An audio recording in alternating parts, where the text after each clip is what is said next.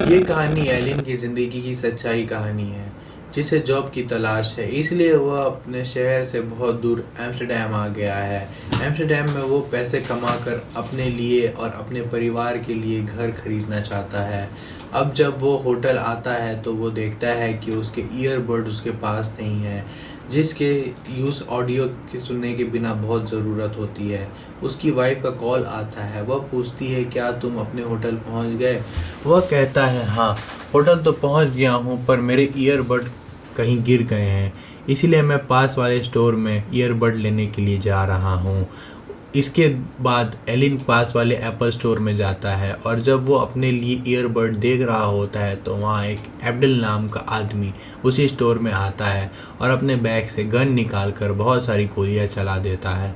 दरअसल उसने अब पूरे स्टोर को अपने कब्जे में ले लिया है। स्टोर के अंदर जितने भी लोग होते हैं वो अपनी जगह बचाने के लिए इधर उधर छुपने लग जाते हैं। बाहर दो पुलिस वाले भी होते हैं जो गोली की आवाज़ सुन लेते हैं, जिनके बाद वो बाहर सड़क से लोगों को हटा देते हैं और हेडक्वार्टर में इन्फॉर्म कर देते हैं कि एप्पल स्टोर में कोई आदमी घुस गया है जिसने वहाँ सबको होस्टेज बना लिया है। अब एडम को अंदर है, वो बताता है कि उसके शहर में बहुत सारे बॉम्ब्स लगे हुए हैं जिसका रिमोट उसके पास है। अगर उसकी बात सुने बिना किसी ने उस पर गोली चलाई तो वह उस रिमोट का बटन दबा देगा और पूरी जगह को ब्लास्ट कर देगा।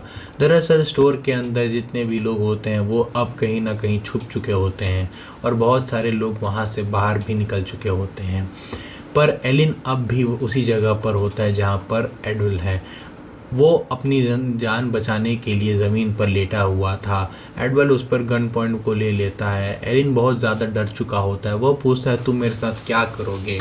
एडवल बोलता है मेरी कुछ मांगे हैं, अगर तुम्हारी सरकार ने मेरी मांगे पूरी कर दी तो मैं तुम्हें छोड़ दूंगा, वरना मैं तुम्हारे साथ क्या करूंगा मुझे भी नहीं पता। ये सुनने के बाद एलिन भी और भी ज़्यादा डर जाता है। वहीं स्टोर के अंदर दिखाया जाता है कि वहाँ कुछ 4 लोग और छुपे हुए होते हैं जो पुलिस से कांटेक्ट करके अपनी सिचुएशन उन्हें बता रहे होते हैं। पुलिस शेल्फ अडल्ट को कॉल करता है और पूछता है तुम्हारे ये सब क्यों कर रहे हो। वो कहता है मैं तुमसे बात नहीं करना चाहता, मुझे एक मेडिटर चाहिए ताकि वह मुझे नेगोशिएशन कर सके।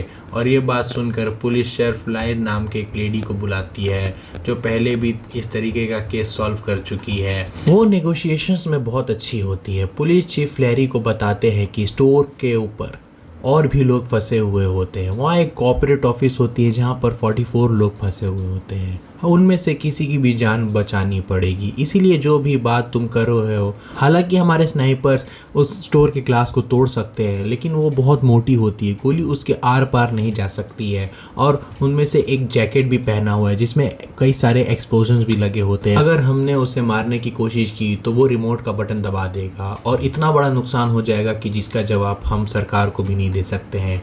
लैरी कहती है तो तुम चिंता मत करो, किसी की भी जान नहीं जाएगी। वहीं स्टोर के अंदर हमने एडम को एक एली दिखती है। एली बहुत ज़्यादा डरा हुआ होता है। वह एडम को से कहता है कि मेरे बैग के अंदर मेरी दवाई है, अगर मैंने दवाई नहीं ली तो मेरी जान भी जा सकती है। एडल उसे दवाई दे देता है क्योंकि उसके पास सिर्फ एक ही होस्टेज है, वो नहीं चाहता कि उसकी ज़िंदगी की कोई रिस्क हो। अब लैरी उसे कॉल करती, एडल उसे कहता है मुझे मेरे वॉलेट में 2000 मिलियन ऑफ बिटकॉइंस चाहिए और यहाँ से निकलने का एक रास्ता। अगर तुमने मेरी ये डिमांड पूरी की तो मैं एक एलन को मार दूंगा, साथ ही इस पूरे बिल्डिंग को भी उड़ा दूंगा। लैरी कहती है हम तुम्हारी डिमांड पूरी कर देंगे, लेकिन यहाँ किसी को भी कुछ नहीं होना चाहिए, इसके लिए हमें अपने सीनियर्स ऑफिसर से बात करनी पड़ेगी, हमने कुछ वक्त चाहिए। ये सुनकर एडल को बहुत गुस्सा आ जाता है। वो कहता है अगर तुमने मेरी डिमांड पूरी नहीं की तो मैं एली को मार दूंगा और इस पूरे बिल्डिंग को भी उड़ा दूंगा, मेरी डिमांड्स तुमने पूरी करनी ही होगी। इतना कहकर वो फ़ोन कट कर देता है। अब एली एडल्फ से पूछता है क्या वो तुम्हारी डिमांड पूरी करने के लिए तैयार है, तुमने कितने पैसे मांगे हैं। एडल्फ कहता है वह ज़रूरी मेरी डिमांड पूरी करेगी, क्योंकि अगर यहाँ पर कोई बड़ा हादसा हो गया तो सरकार गिर सकती है और लीडर्स को अपनी कुर्सी भी बहुत प्यारी होती है, इसलिए वह ज़रूर मेरी बातें पूरी करेंगे। वहीं स्टोर रूम के अंदर हमने 4 लोग को दिखाया जाता है जो छुपे हुए होते हैं, जिनके बारे में एडल्फ को कुछ पता नहीं होता। इन चारों में से एक स्टोर में काम करने वाला सेल्समैन भी होता है। उसे कॉल आता है और पूछा जाता है कि क्या तुम ठीक हो। वो कहता है हाँ, फ़िलहाल तो हम ठीक हैं। लेकिन अंदर से ये चारों की चारों बहुत ज़्यादा डरे हुए होते हैं। विक्टर, ये जो भी ऑफिस है उनको एक और बात बताना कि रात को ठीक 9 बजे स्टोर की लाइट अपने आप बंद हो जाती हैं। हो सकता है कि तुम्हें कोई मदद मिल सके। जल्दी रात के 9 बजने वाले होते हैं। अब लैरी एक बार फिर एडम को कॉल करती है और कहती है रात के 9 बजे स्टोर की लाइट अपने आप ही बंद हो जाती है।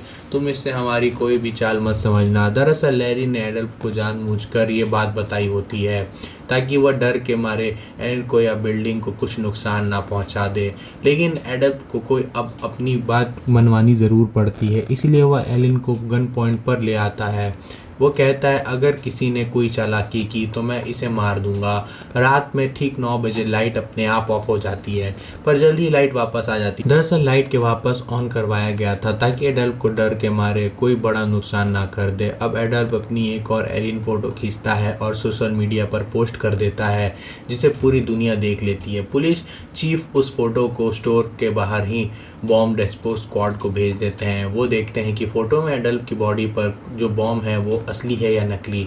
इस तरीके से बॉम्ब पुलिस वाले अपनी ट्रेनिंग में प्रैक्टिस के दौरान उसे यूज़ करते थे, लेकिन वह पूरी तरीके से श्योर नहीं होते, इसलिए वो रिस्क नहीं लेते हैं।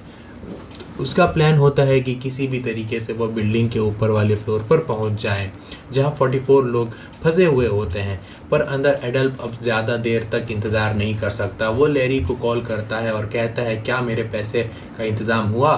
वह कहती है जल्दी हो जाएगा, तुम मुझे अपनी सारी डिमांड्स बता दो, तुम किसी तरीके का एग्ज़िट चाहते हो। वो कहती है पैसे जब भी मेरे अकाउंट में या वॉलेट में ट्रांसफ़र हो जाएंगे तो मुझे एक कार चाहिए और खाली हाईवे ताकि मैं निकल सकूं। साथ ही तुम्हें वादा करता हूं कि कोई मेरा पीछा नहीं करेगा। मैं एलिन को अपने साथ ले जाऊंगा। अगर किसी ने मेरा पीछा किया तो मैं एलिन को मार दूंगा। लैरी कहती है तुम्हें चिंता मत करो, कोई ज़रूरत नहीं है इसकी, हम तुम्हारी सारी डिमांड पूरी कर देंगे। वहीं अंदर स्टोर में एक सेल्समैन होता है जो तीनों लोग के साथ वहाँ पर फंसा हुआ होता है। उससे बात करके कुछ सीनियर्स ऑफिसर को ऊपर जाने के रास्ते के बारे में पता चल जाता है। अब वो 44 लोग को बचाने के लिए उसी रास्ते के पर अपनी पूरी टीम को ऊपर भेजना चाहते हैं। हालांकि पुलिस चीफ ऐसा नहीं करना चाहता था, पर ये ऑर्डर्स ऊपर से आते हैं। लैरी को दिखाया जाता है कि जो एडल्फ के लगातार बात करती रहती है, अब वो तभी एडल्फ को सीसीटीवी कैमरा के सामने आ जाता है। उसका चेहरा क्लियरली दिख जाता है और उसके चेहरे में उसकी असली नाम पता चल जाता है। उसका असली नाम होता है अमर अजहर, जो पहले एक बस ड्राइवर था। वो पहले भी खाली इलीगल एक्टिविटी में पकड़ा जा चुका है। उसकी दिमागी हालत पूरी तरीके से स्टेबल नहीं होती है। ये बात पता लगने के बाद लैरी उसे प्यार से बात करने लग जाती है और कहती है तुम्हारी दुश्मनी सरकार से है, इसलिए मैं चाहती हूँ कि तुम एक एली को नुकसान मत पहुँचाओ।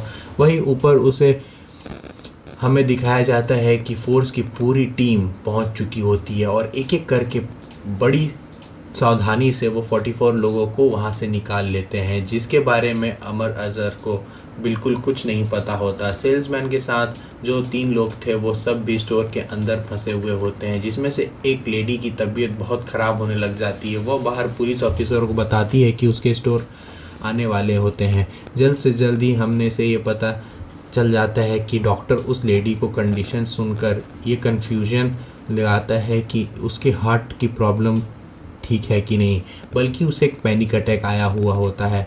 बहुत ज़्यादा देर तक के वजह से कभी ना कभी ऐसा हो जाता है। 2 घंटे और बीत जाते हैं और अब एलिन को उसकी वाइफ का कॉल आता है, पर अमर अजहर एलिन की वाइफ को बात नहीं करने देता। वो फ़ोन कट कर देता है। एक दिन बताता है कि मैं अपनी वाइफ से बहुत प्यार करता हूँ, मैं बहुत ज़्यादा ही उसे पसंद करने लग गया था और उसके पैसों की कमी से, ताकि वह परिवार को अच्छी ज़िंदगी दे सके, वो मेरी बहुत चिंता करती है। क्या तुम्हारे पास कोई ऐसा है जो तुम्हारी केयर करता हो? अमर अजहर कहता है मैं इस लायक ही नहीं हूँ कि उसके बाद वो एलिन से बात करना बंद कर देता है। अब लैरी को एक फिर से उसका कॉल आता है और जब वो लैरी से बात कर रहा होता है तब वो देखता है कि उसके शरीर पर एक हरा रंग का रोशनी, एक डॉट होता है जो स्नाइपर की गन पॉइंट पर आ रहा होता है। ये देखकर वो बहुत ज़्यादा डर जाता है। वो लैरी से कहता है, तुम सब मुझे धोखा देने की कोशिश कर रहे हो। वो एलिन को गन पॉइंट पर लेकर आता है। रिवर्स कंटिन्यू शुरू हो जाता है। लैरी बहुत डर जाता है, लेकिन तभी अचानक लैरी के कॉलीग्स पहुंच जाते हैं। तुमने कौन सी गाड़ी चाहिए? अमर अजहर कहता है, मुझे ल्यूमिनस चाहिए, वो भी पिंक कलर की। अब अमर अजहर को काफ़ी हद तक शांत हो जाता है, क्योंकि उसे यकीन हो जाता है कि जल्दी उसकी गाड़ी आ जाएगी। वहीं एलिन कहता है, मुझे बहुत प्यास, मुझे दिल की बीमारी है, अगर तुमने जल्द ही पानी नहीं पिलाया या तो मैं तुम्हें मार दूंगा या तो खुद को मर जाऊंगा। अमर को भी लगता है कि उसे पानी पिला देना चाहिए, इसलिए वो लैरी से कहकर एक रोबोट के थ्रू गेट तक पानी मंगवाता है। अब वो एलिन को लेकर गेट के पास आ जाता है और कहता है, पानी उठाओ। एलिन को दोनों हाथ से पानी उठाना पड़ता है। वो कोशिश करता है लेकिन पानी नहीं उठ पाता है। वो कहता है, पानी उठाकर तुम मेरे हाथ में दो।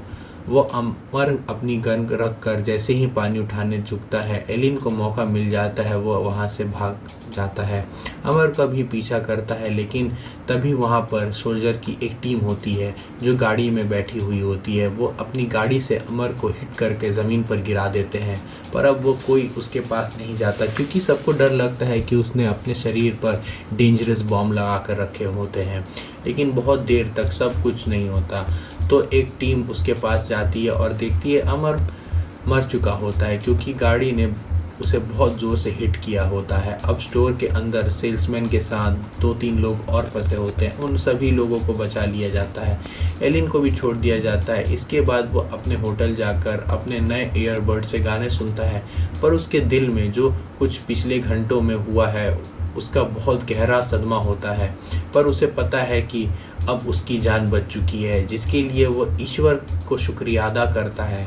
इसी के साथ ये फिल्म यहीं ख़त्म होती है, यहीं पर ख़त्म हो जाती है। उम्मीद करते हैं कि सच्चाई में घटित ये घटना आपको पसंद आई होगी। तो तब तक के लिए टाटा बाय बाय।